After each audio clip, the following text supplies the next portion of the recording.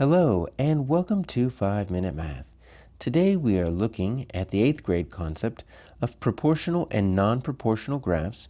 This is standard 8.5F in the great state of Texas, and we are using item number 32 of the 2019 released STAAR test.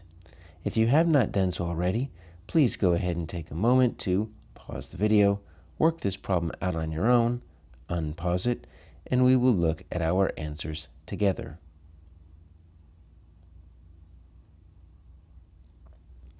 So we've got 4 graphs here, and we simply need to find the one that appears to show a proportional relationship between x and y, and that's it. There's no clues that we can get from that extremely short question as to what that term means. So let's really dive into proportional, what that means.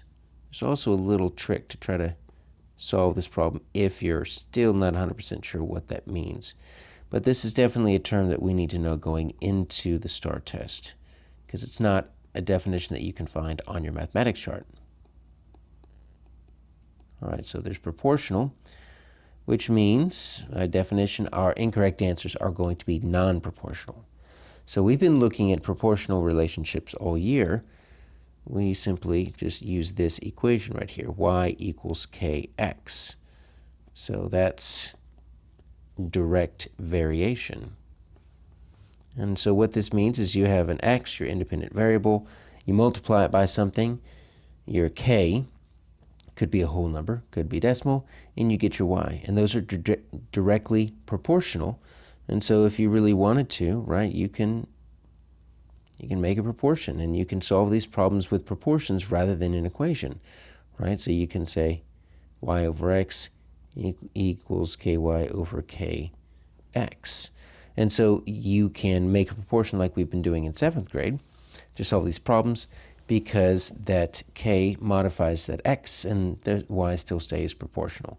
Non-proportional relationships are using an equation that we've become very familiar with, and that's y equals mx plus b. And so that is the slope-intercept form. And as you can see, there's some similarities, right? The difference here is that little extra we have at the end, the plus b. If you take the plus b off, you're just stuck with y equals mx, which is identical to y equals kx. They just use a different letter, m, to represent the slope. But those two are exactly the same. It's this plus b that changes everything. Remember, that's our y-intercept. And that's where the slope-intercept form gets that intercept part of its name.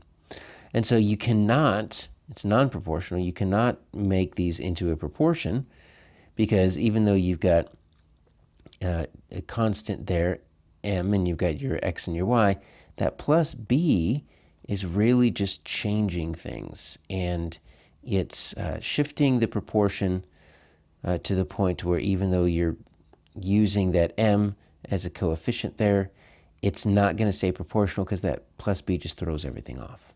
So here's how we can test to see which one, how these really show difference. So if x equals 0, what happens?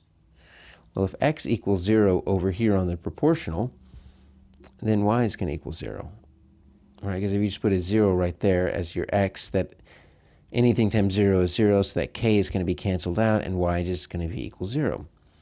If I make my x a 0 over here on my slope-intercept form, my non-proportional relationships, well, that 0 is going to be multiplied by the m, which turns into 0, but I still get the plus b. So now I get y equals b, and you see that's the difference. If x is 0, y is 0 for proportional relationships, which is what we're looking for. And if x is 0 and y is 0, that's the origin. And that's kind of the trick. We're looking for the one graph that does not look like the other. We've got lines all over the place that are all straight, but take a look. F is the only one that goes to the origin.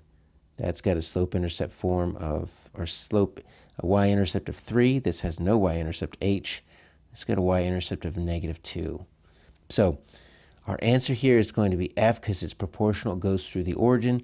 If you're stuck, just look for the one that does not look like the others.